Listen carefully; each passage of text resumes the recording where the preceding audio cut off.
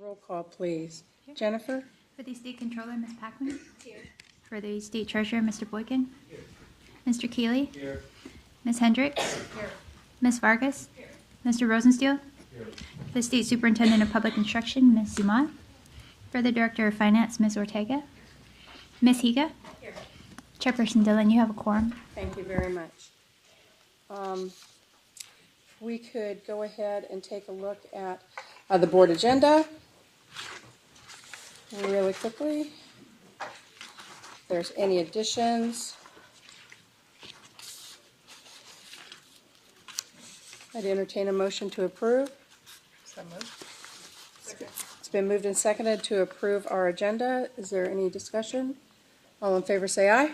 Aye. All opposed nay. Any abstentions? Alrighty.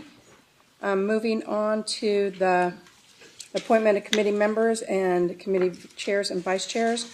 For the most part, Sharon and I left people on committees they were already serving on and committees that they asked to serve on. We did try to spread the leadership of those committees out throughout the board a little bit more so that most of us have either a chairpersonship or a vice chairpersonship. So that is also an action item. Entertain a motion to approve. Move approval. Is there a second? It's been moved and seconded. Is there any further discussion? All in favor say aye. Aye. All opposed nay. Any abstentions? All right, we have approved that. So Ed, it looks like we're up to you.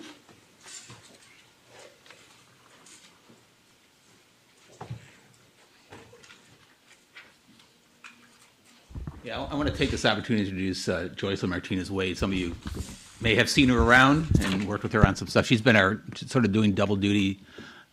She's been our manager of the legislative unit for quite a few years, and then when Mary Ann went to work for CalPERS, she's been filling in as doing Mary Ann's duties as director. So we wanted to basically give her an opportunity to present the legislation that we have before you for today, and I'll turn it over to Joycelyn. Thank you, Ed. Good morning. So on the agenda this morning, you have 4 bills that were slated for presentation, but there's actually 2 bills that we're not going to be discussing unless you have questions about them, but I'll go through them quickly and let you know why. AB 2650 regarding divestment of Turkish investment vehicles was actually held on the suspense file in the Assembly Appropriations Committee, so will no longer be moving forward in the process. Joycelyn, we're having a little trouble hearing you. Maybe no. pull the mic up. Sorry about that. Let's see if that works. Sure. Okay, thank you. To start over a bit, there are 2 bills on the agenda today that we won't actually be discussing unless you have questions. The first is AB 2650 regarding divestment of Turkish investment vehicles. That bill was held on the Assembly suspense file, and so it will no longer be moving forward in the legislative process. The second bill is AB 2844, which had to do with prohibiting public contracts for companies boycotting sovereign nations.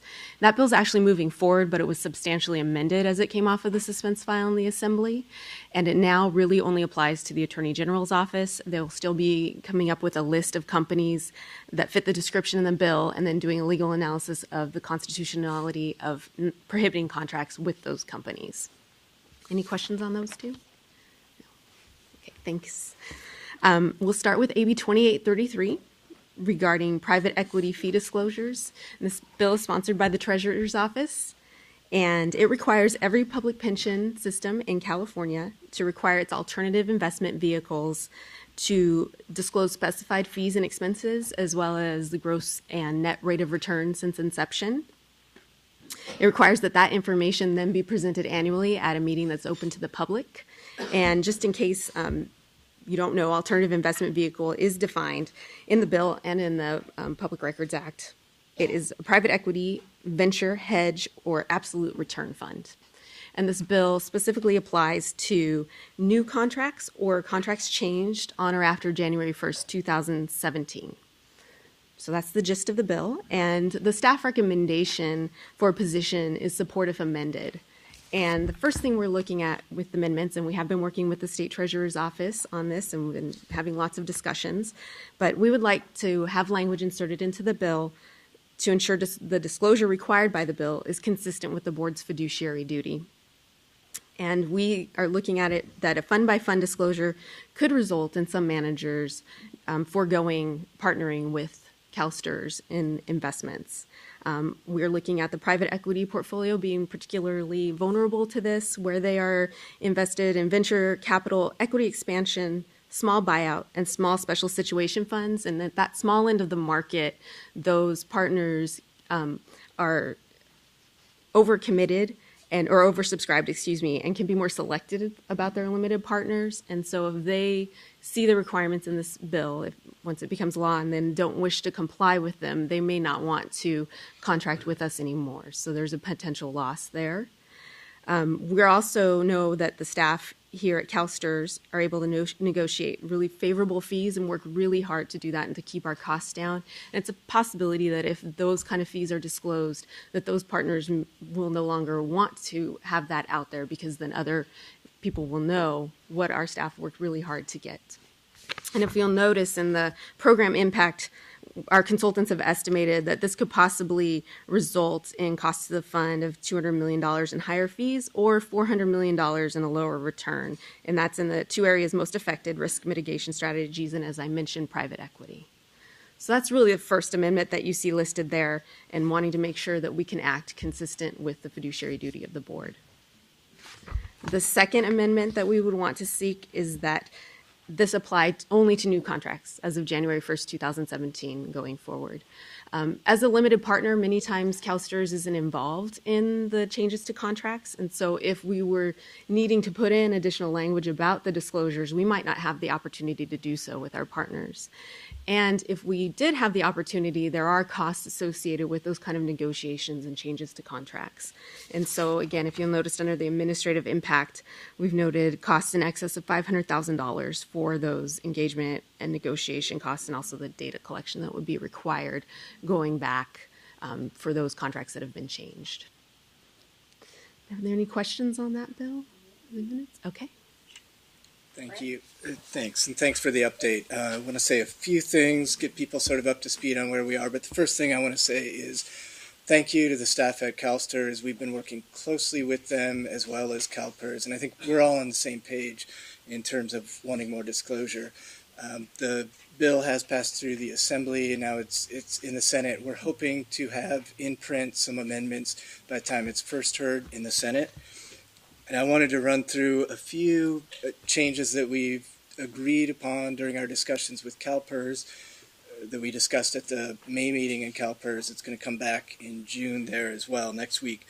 But one is on the last point you mentioned about whether it applies to existing relationships when contracts are amended. I think the place where we're at now is not quite where CalSTRS staff wants, but it would apply to new contracts and then also to new investments or new capital commitments for existing relationships prior to January 1, 2017. I think that's still a sticking point. But a couple of other things, these were more concerns brought up by CalPERS, but there was no definition of related parties. Now we have a definition that is consistent with the International Limited Partners Association definition. There was certain categories of fees that CalPERS was concerned general partners didn't on the natural calculate, so could they calculate it themselves? And we've agreed to that. And then on the fiduciary language, we've worked on different versions of that language. I mean, in our opinion, the plenary authority and sole fiduciary responsibility of the system to have control over its investment decisions is already authorized by the Constitution. Statute doesn't change that, but we're still working with staff to get language that's agreeable. So we aren't quite there in terms of being settled on the amendments that the treasurer will recommend to the author. I'll probably abstain today, but take away that we've been working very well together with staff, and I've really appreciated all the work and the effort and engagement that they put into it, and I do think we're all on the same page. So thanks. Thank you, Grant. Paul? So I have two questions about how this would work. So does that mean that on a case-by-case basis that staff would determine whether it discloses this information publicly or not? I think there would be a case-by-case decision on whether to disclose the information on a fund-by-fund basis or an aggregate basis, depending on how that might affect investment decisions. So on an aggregate basis, we already have a policy here with respect to fee disclosure. And I know it's not investment specific, but it is that this board has already said that we're going to have reported to us all the fees by asset class. So we're supposed to see, carried interest reported to us, not on an individual investment basis, but on an aggregate basis. So would this bill, if amended the way staff is recommending, would that in any way affect the ability for staff to comply with what this board has already adopted as expanded fee disclosure on an asset class basis? I don't think it would. I think this would not interfere with that. Okay, so this is only specific to an individual investment. So staff would say, we don't want to disclose with respect to this manager because we believe that if we did, that this manager would not want to do business with us. And that would be disadvantageous to us from a fiduciary standpoint. Chris Hellman, Chief Investment Officer. So just to reiterate what Jocelyn said, yes, this bill, the amendments we're seeking would not interfere with the disclosure that the board has set to date. And I think what would be expected is we'd have to come back to you if there was a partnership that would not, that we felt was worthwhile and should be invested in, but would not comply with the section, then we'd all as a group have to come back to you and say why we think it's within your fiduciary duty to still invest in it. So it'll be very much on a case-by-case basis. And you would think that it would actually come back to the board then on a case-by-case I basis? would think so. That's been our practice in the past. We'd have, we wouldn't necessarily bring the investment decision, but we'd have to bring that back to you so that you were aware of that. Is why we thought it was your fiduciary duty. Okay.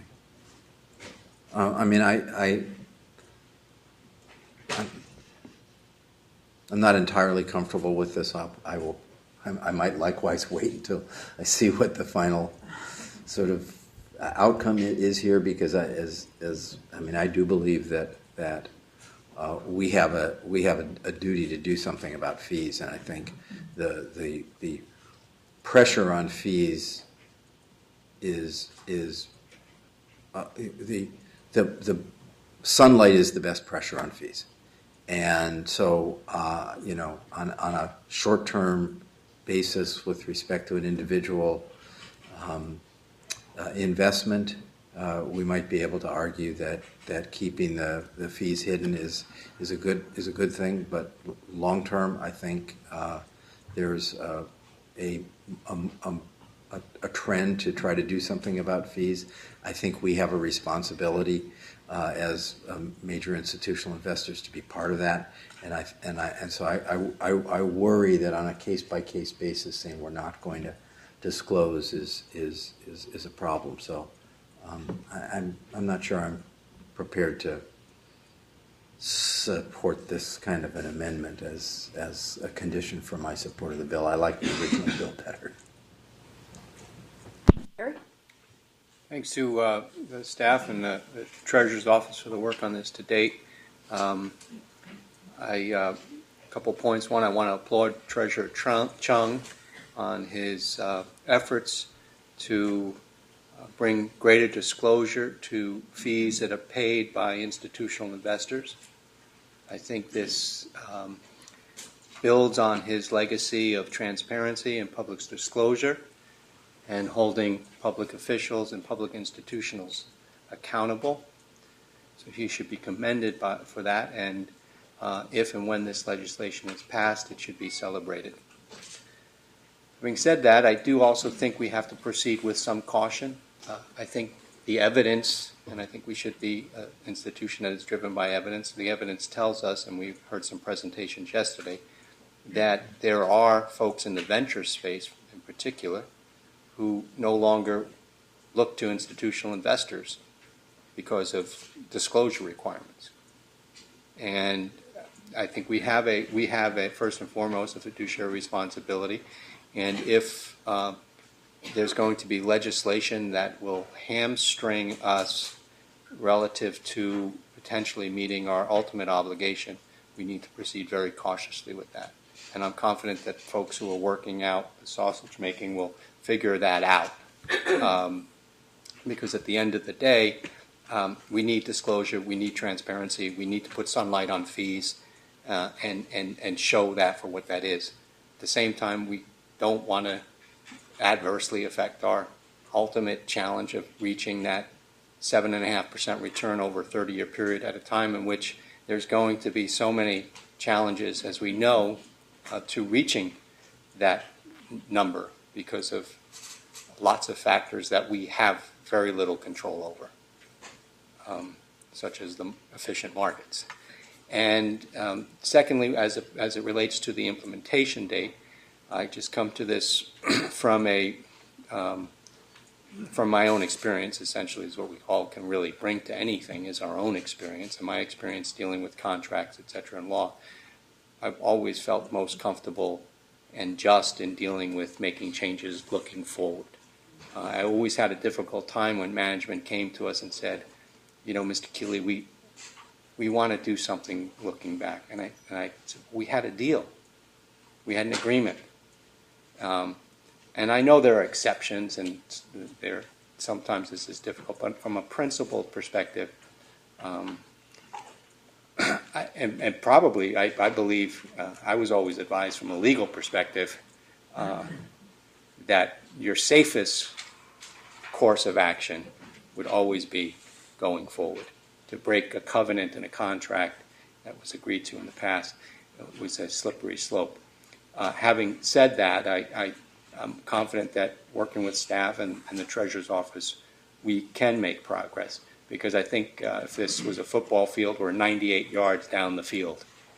And we better get some points on the board because the Treasurer's intents are good. They're good for the industry. They're good for the institution. So I would hate to see us, to use this analogy, to fumble the ball, turn it over when we're so close to getting it across the goal line. Because at the end of the day, it's putting points up on the board, and I think people have to work on that. We'll get that done. Thank you. I didn't weigh in. To answer a question. Get back on there.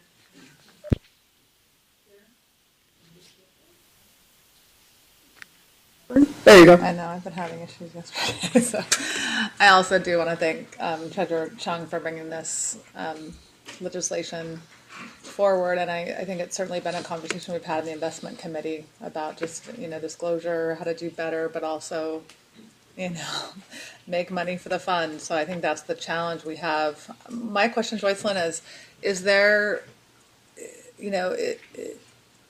are we able to kind of wait on taking action on this particular item and see how the language falls out before we make a decision as a board to support if amended, or? No, it's Not our really. next real opportunity, I think, would be September to bring this back to you, and by that point, it would have made its way through the Got it. process. I mean, unless you're comfortable with not having taken a position on it, Got it.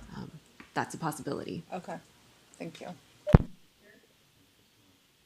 I would ask that Mr. Lieberman, our fiduciary counsel, if you could just come on up and just opine a little bit on what we're trying to balance here. That would be Chris? most helpful. Chris? Thanks, Harvey.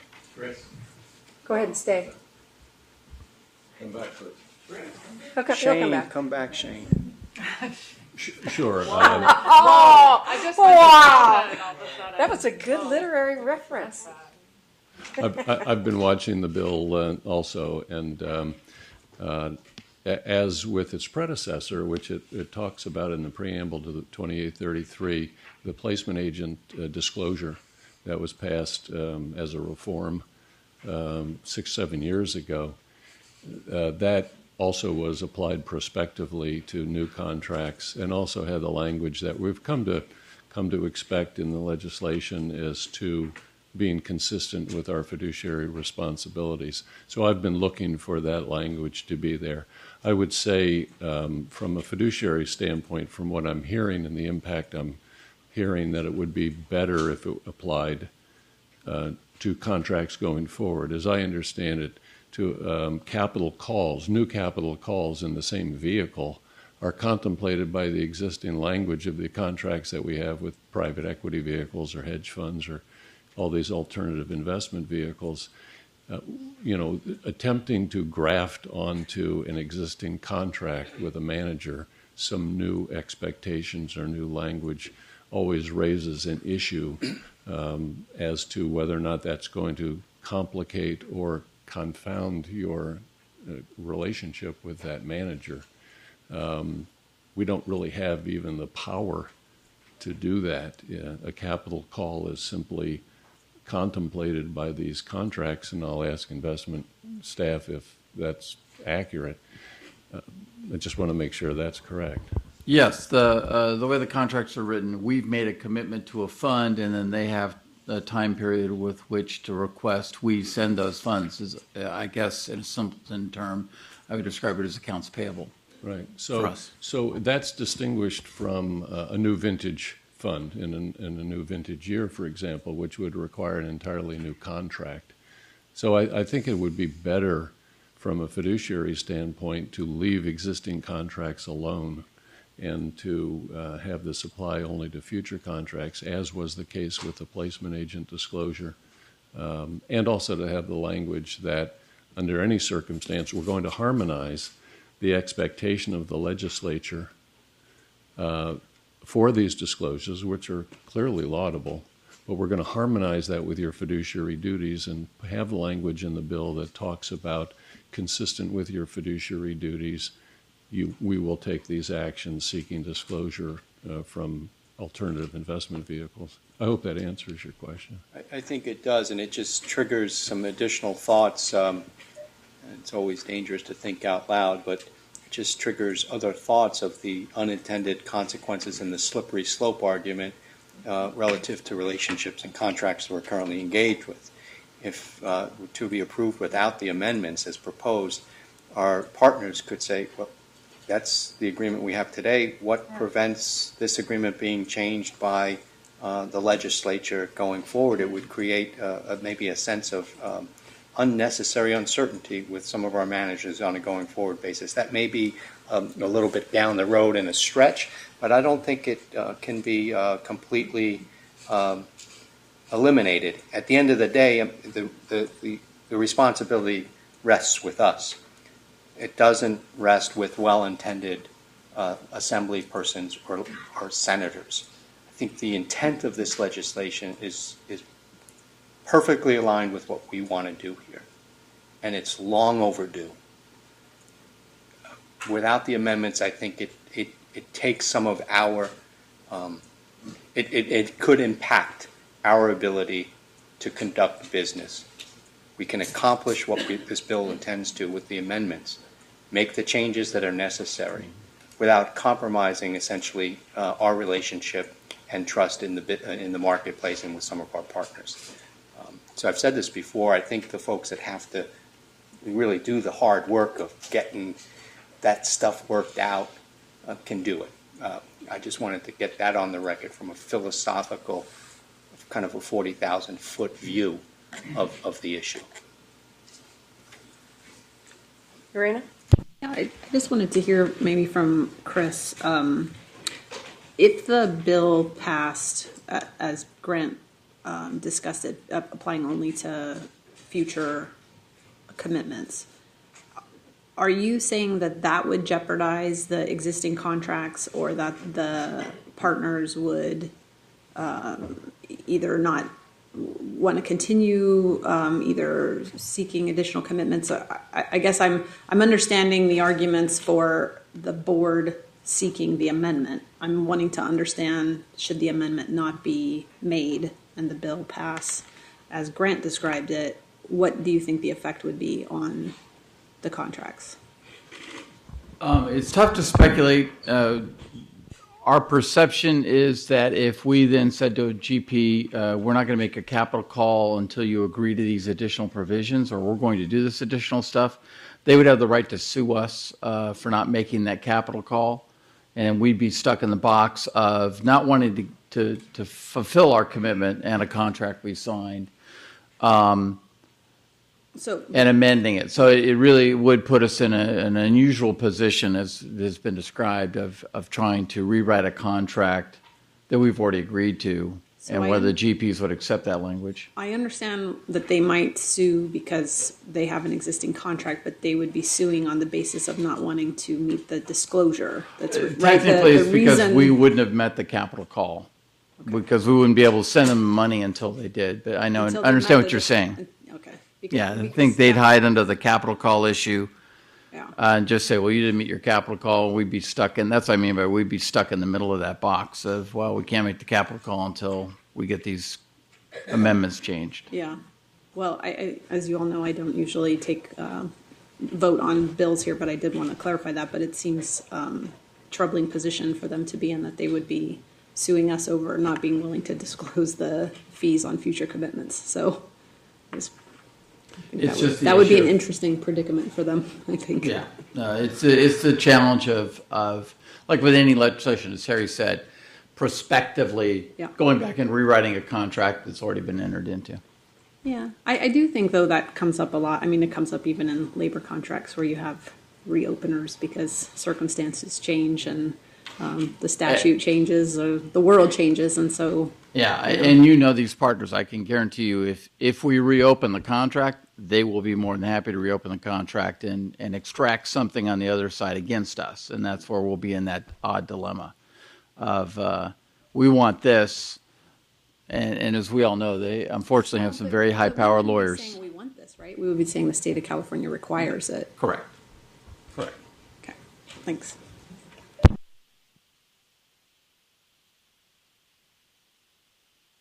I do have a last question. Whenever we've had any type of legislation that has dealt with divestiture or our investments, our bottom line has always been consistent with our fiduciary duties, correct? So personally speaking, I think the bottom line for me and for, I think, us as a system needs to be that.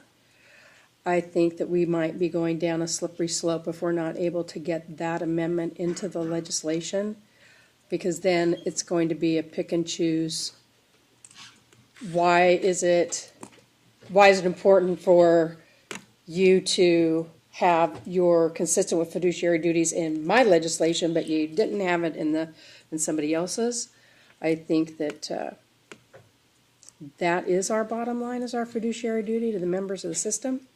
So I would hope that we would get that in. Paul?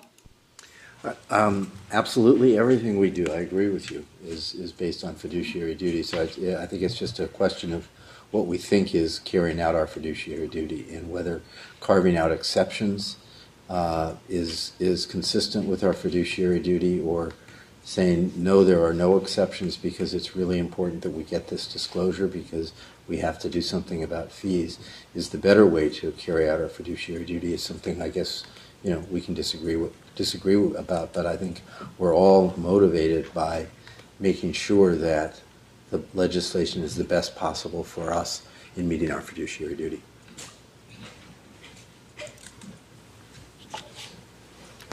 Joy?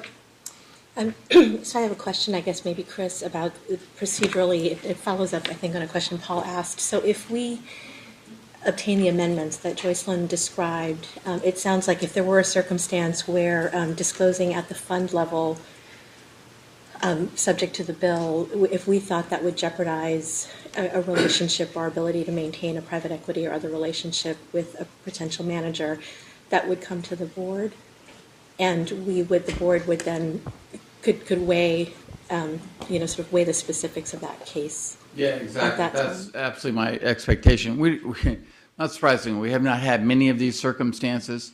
They're going to be the exception, but the few I can know in my history, they come to the board to say, because it's your fiduciary duty that you're exercising, it's not our role to extend that. So we would come to you and say, here's why we believe this case, and have the lawyers present the risks and the pros and cons.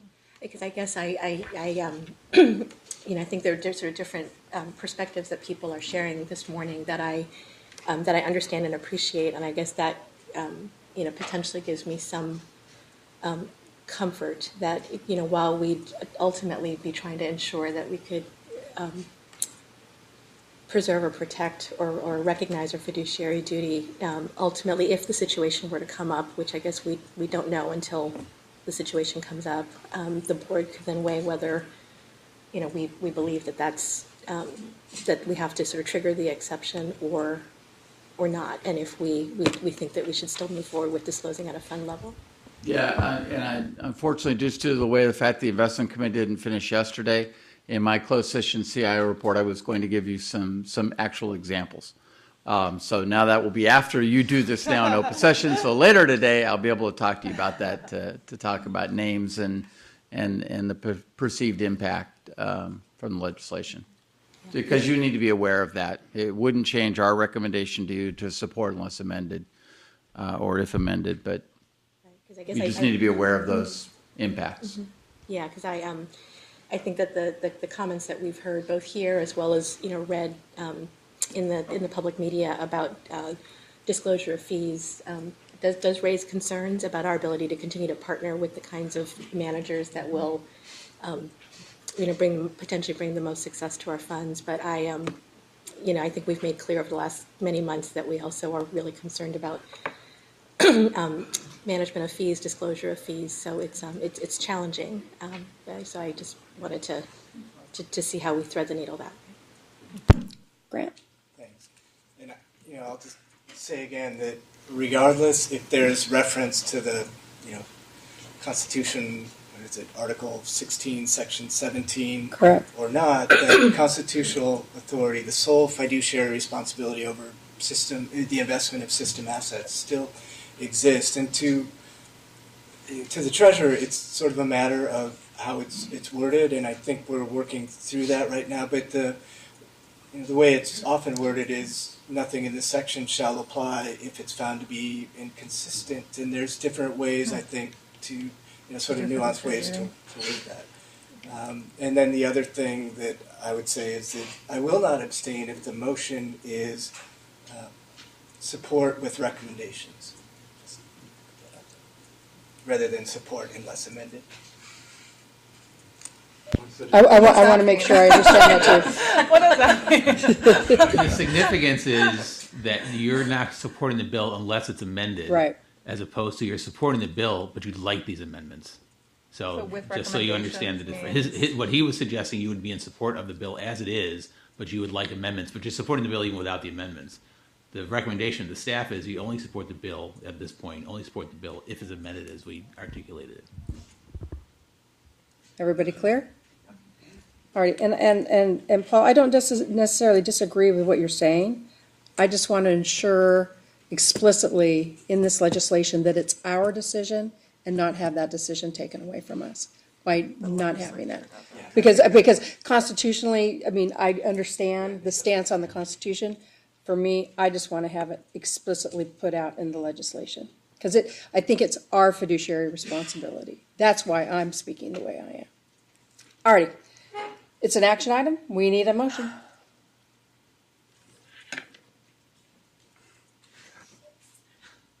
Grant. I will move to support with recommended amendments. All righty. Second. It's been moved and seconded. Is there any further discussion? I just want us to be sure that we know that what we're voting on.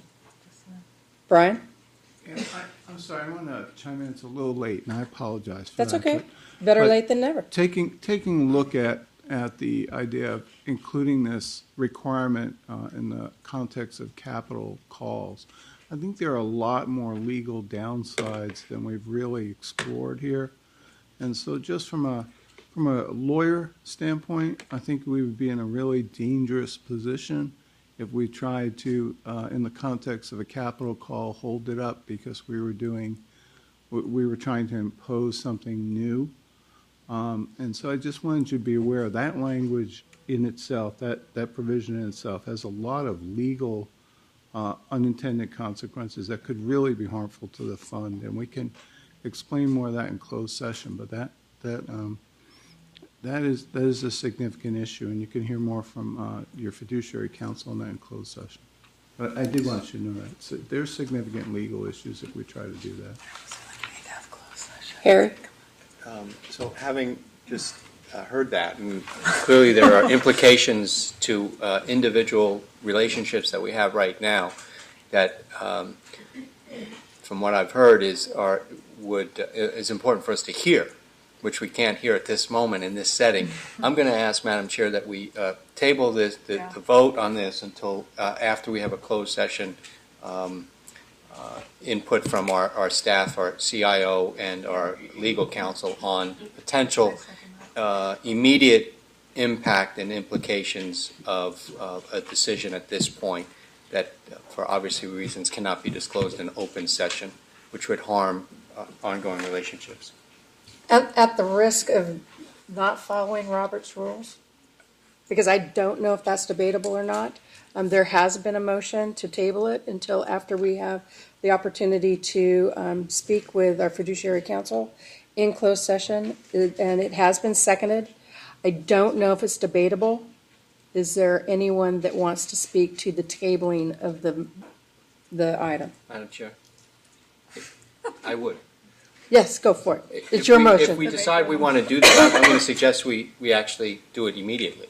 Okay. That we not break. And Absolutely. I'm going to say we immediately do it. We ask people to leave, and then we're able Let's to do hear it. in closed session. If that's how, if the vote goes that way, that's how we'll do it. That's How's what I that? would suggest. Alrighty. Is there any further discussion? All in favor of tabling the item, say aye. Aye. All opposed, say nay. Alrighty, we will recess into closed session. We will ask members of the public to leave the room. And once we do, we will have a closed session on the legislative item. And Brian, Ed, you guys help me out. Harvey, help me out if this is where, because I want to make sure we are. So the item before us is AB 2833, private equity fee disclosure. We have a write-up in our materials. Since that write-up, there have been amendments or changes to the bill. I shouldn't call them amendments because the bill's being worked on by the author and the sponsor of the bill. Grant gave us an update of what those changes could possibly be. Staff is recommending that we support the legislation if it's amended. Those amendments are in our write-up. That is to include our fiduciary duty, to be consistent with our fiduciary duty, and to make this prospective after January 1st, 2017. Did I summarize that up correctly, Ed? Yeah. All right. And just to be clear, that the bill that is before you, the analysis reflects the current version of the bill in print. What Grant's talking about are The future things- amendments right, that they're the things that they are contemplating. talking about Yes. doing after discussions with our staff and also with CalPERS. All right, the motion on the floor is to support the bill with recommendations, meaning that we would support the bill, we would offer our amendments, but we would support it even if those amendments were not accepted. So is there any further discussion on the motion? Harry? I'd like to make a substitute motion, Madam Chair. Okay. And that we take a position, we adopt the staff recommendation, which is to support the bill if amended, and give direction to staff to work in concert and in close collaboration with the Treasurer's Office to work through the minor differences that exist currently to pass this historic legislation. Okay, it's been moved and seconded. Is there further discussion? Hearing none, all in favor of the substitute motion, say aye. Aye. All opposed, say nay. Any abstentions? Abstain. Okay, we have the abstentions. That now becomes the main motion. We good? Okay, that now becomes the main motion. All in favor, say aye. Aye. All opposed, say nay. Any abstentions? You have passed staff's recommendation then. All right, next one.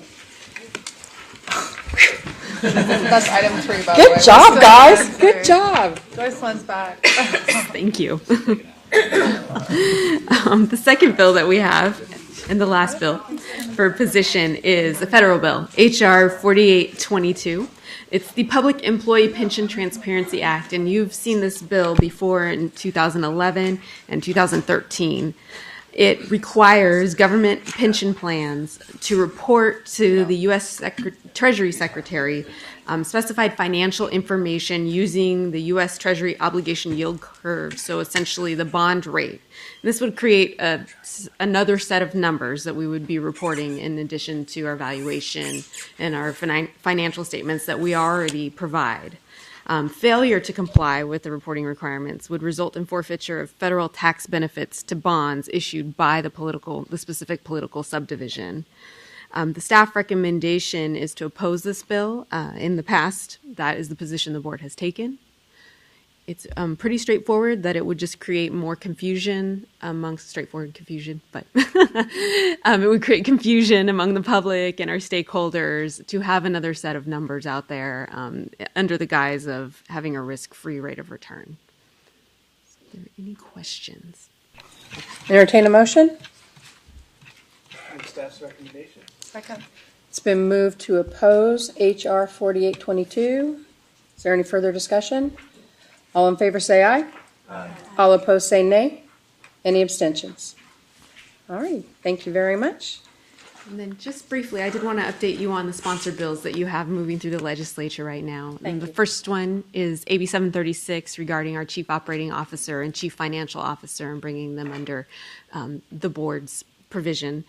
And that bill has been amended. We've been working with the chair of the Senate Public Employment and Retirement Committee. He had some concerns. We've amended it to clarify that there will only be one chief operating officer, and that if in the future, if the bill passes and these positions are under the board's authority, that if the people hired are holding the job currently, there are limits to the salary increases that they can receive year over year. So those amendments are in the bill. The bill will be heard on Monday in the Senate committee. AB 1052, the investment procurement bill, we continue to work with the governor's office on amendments raised by his staff person. So that one we are continuing to move forward on. The technical housekeeping bill is also moving forward. It's on the assembly side, and they'll be heard toward the end of the month.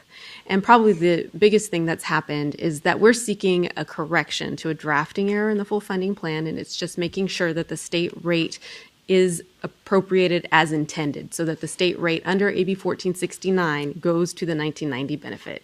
Some very technical language that we just need to fix, and that has actually been amended into SB 1353 by Senator Pan.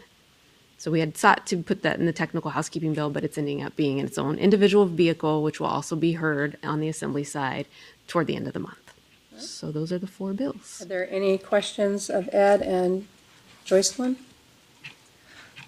Thank you very much. All righty. So it is 10-1. The board will recess for lunch. We will also do we're going to do all our closed session items right after lunch. Then we will come back and finish our open sessions, and then we will go back to investments. All righty. It's probably around So probably 2 2 or 2:30. I would think you do that. Probably, I'm going to 2:15-ish. Yeah, there you go. We'll try there. Slice the baby. There you go. All right. Thank you very much. The board took action on 2 items. We did the base pay setting for the CEO and CIO. The board has granted a 5% salary increase to the CEO and a 7.4% increase to the CIO, which brings him to the midpoint. We also set the CEO, CIO performance targets compensation for the 2016-17 year. That information will remain the same as the prior year, and now you know what it is, so you're welcome. All righty, moving back into our other agenda. I probably should have asked for flexibility when we adopted the agenda. between the intensive deliberations that we've already done this morning and what occurred with the deliberations that we had yesterday in investments, we're both running long. So we will be actually moving. Harvey's graciously volunteered to have the fiduciary training. I'm trying to see even where it was on our agenda. Number 7 moved to September. Oh. So that should bring us, that gives us an extra, it gives us an extra hour to talk. Sandra looks at me like. So Harvey, thank you very much. And so we'll get right into item number 4, the options of use of supplemental benefits maintenance accounts. Everybody's okay moving the fiduciary to September, right? I don't know. Okay. I'm See, I'm on the it helps fence. seeing you two sitting next to each other in here. Alrighty, go on. Sure now? Okay. So, in legislation that was enacted in 2008 to increase the purchasing power benefit to 85%, also had a provision in it that requires the board to provide a report to the legislature if it determines that there are more than enough funds to fund 85% for the period of time that the board established to sustain the program, which is through 2089.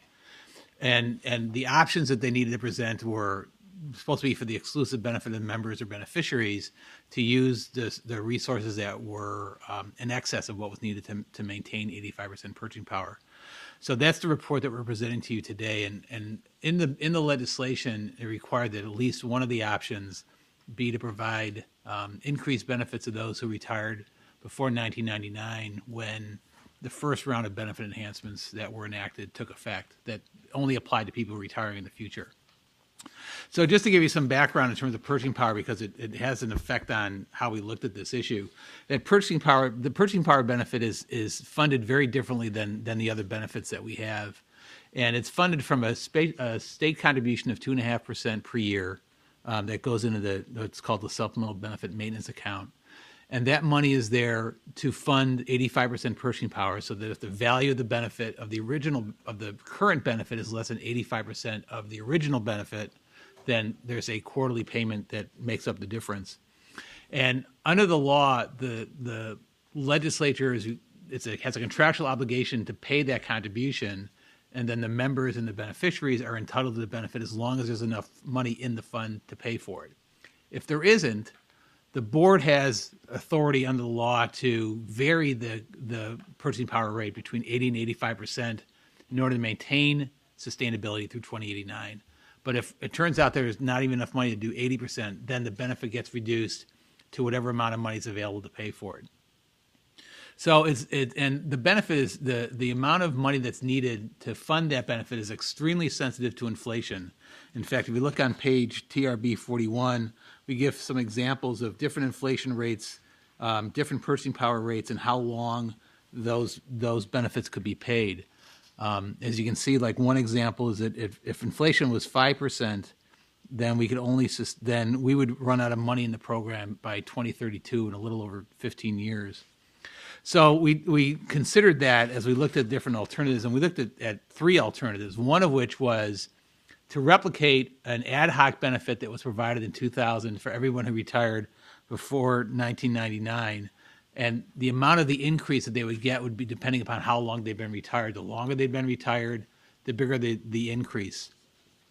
That one isn't that expensive. Like if we did it the same way that it was done back in 2000, it would cost about $424 million. There's about $5.6 billion in resources available in excess of what's needed to fund 85% through 2089. So this wouldn't take that much money.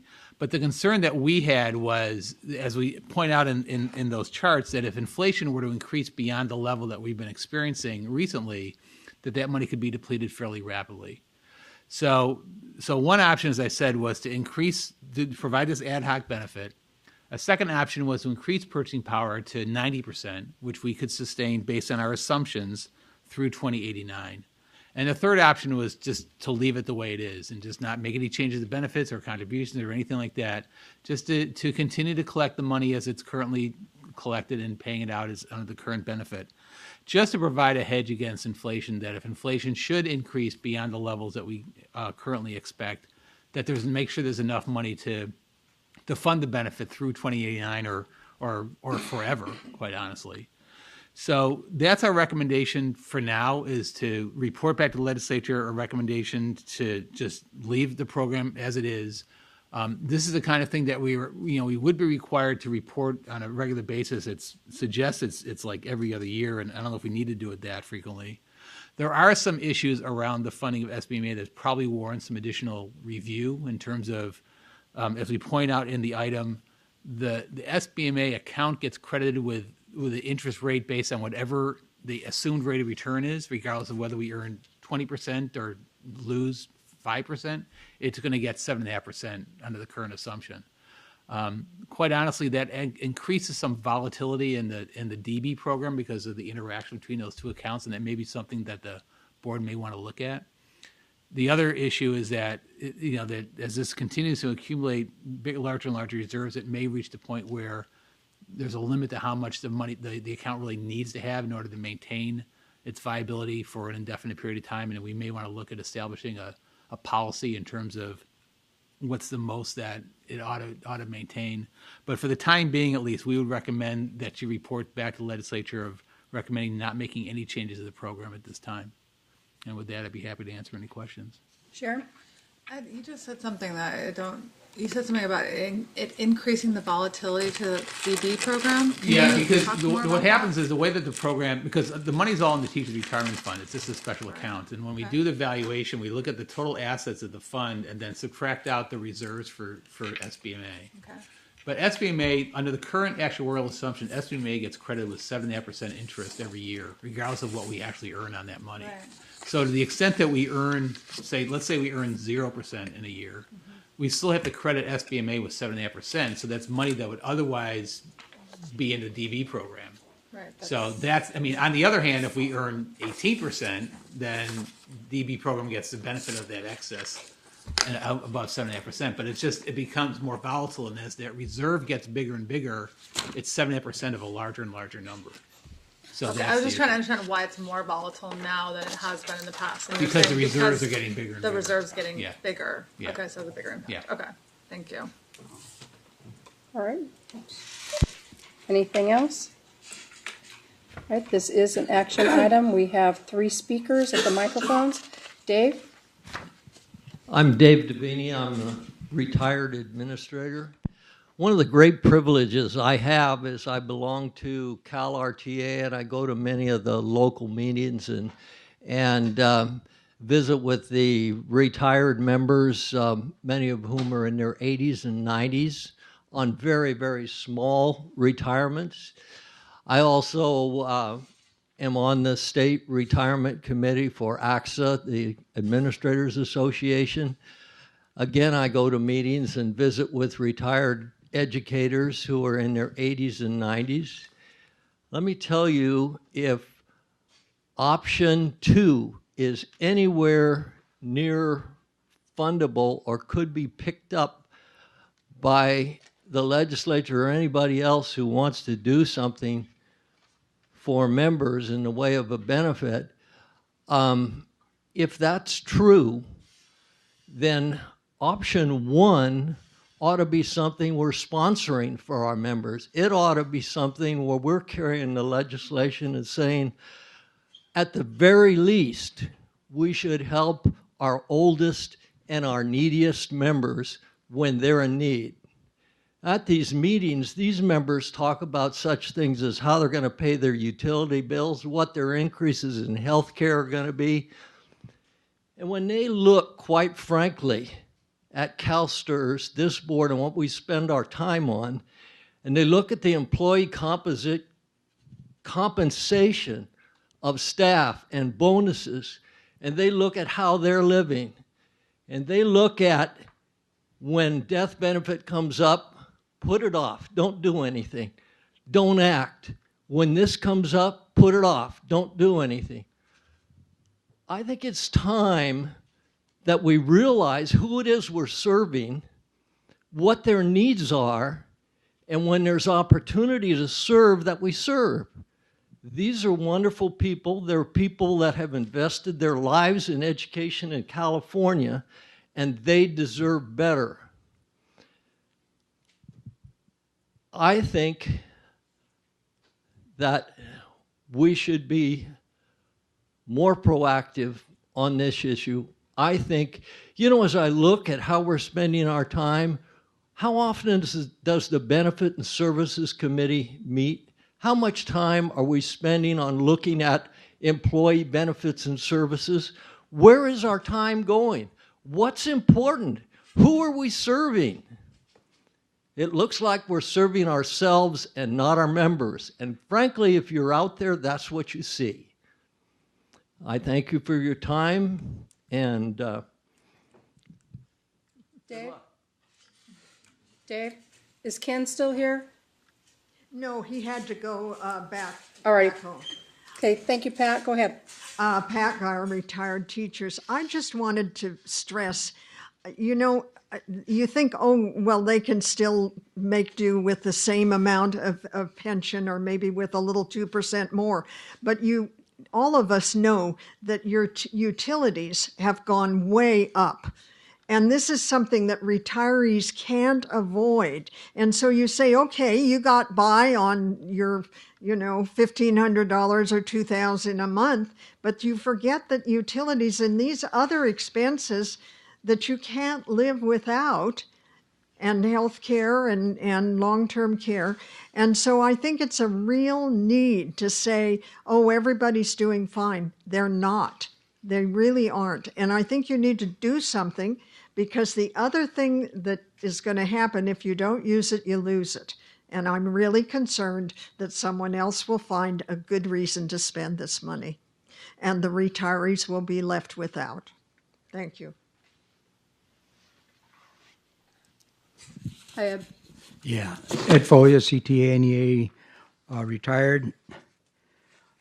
I'm a member of this group that we're talking about, but I'm not affected by it because I've been very fortunate. But I'll tell you, there are a lot of my colleagues. I turned 80 this last January, but I can tell you, and I know that we live longer than anyone else probably in the world. But nevertheless, we're living on a fixed income. We're vulnerable. And most of my colleagues are women, single women. Now, I hear the same, this reminds me so much of school districts that say, yeah, I know we have this money. We got this reserve, but we have to save it for that rainy day. But I haven't had a raise for such a long time. Oh, well, that's all right. Don't worry about it. If that bad day comes, you won't have any money at all. We've heard that. Well, I have full confidence in the staff and in the board that you have a problem and you know how to solve it. Putting it off for the next 5 years isn't solving the problem of the people that I represent. So what I am asking you is, don't ask the legislature to keep on asking you to make reports. What I'm asking you is to get to work and find a solution on how you can fight off inflation and still provide the kind of resources that our members deserve. That's what you should be talking about, not putting it off and kicking the can down the road. Because, if you get out there and start talking to the stakeholders of my age, you'll have a different opinion of what you should be doing. You might modify it a little bit. You might change it around. We're not asking for the full amount. What we're asking is making some progress to take care of people that are vulnerable, who have been loyal, have served this state, and have served our profession with dignity. And we like to see them live their life in dignity. You can do that. Please try to find a way to solve this problem. Thank you. Sharon? I was just going to chime in with Mr. Davini's comments, where and just comment that we're making, this is our transitional time, right? It's June, and then starting July, we have new committees, new chairs and vice chairs. And I just wanted to say, Ms. Higa is going to be the vice chair, and I'll be chairing benefits and services next year. And your comments are apropos because we've been discussing the need to kind of beef up benefits and services. So I can just assure you that next year there'll be a lot of robust conversations, and that committee will be working hard and appreciate any input you have to give. So, thanks. I forgot to say one thing because I'm nervous. Okay. I'm a nervous type of person. That's all right. Dave, go ahead and go to a mic so we can get it recorded, please. There we go. Thank you. 3 minutes. Sorry, Miss Loretta. You ready to use those 3 minutes? The thing I forgot to say was if you ask or if you seek a position to not have to report this funding item to the legislature, you're not living up to your fiduciary responsibility. You're not being transparent. You need to report it because that's our protection. And the recommendation of staff is wrong in that area.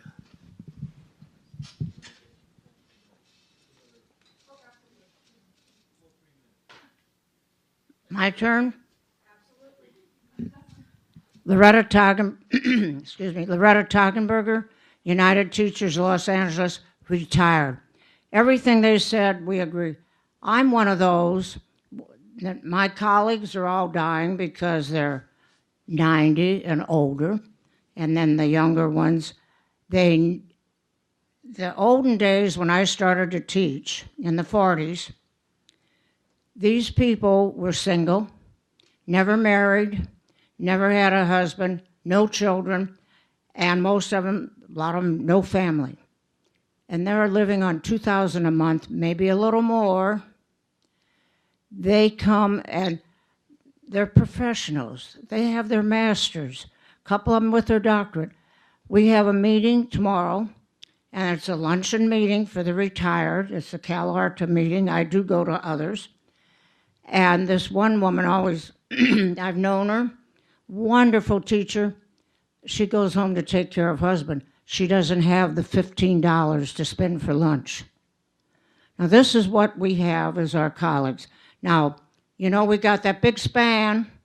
We've got the people, all my friends, they get the extra $400 longevity a month, and they're living just fine. They don't see the other people. All the things they've said we need.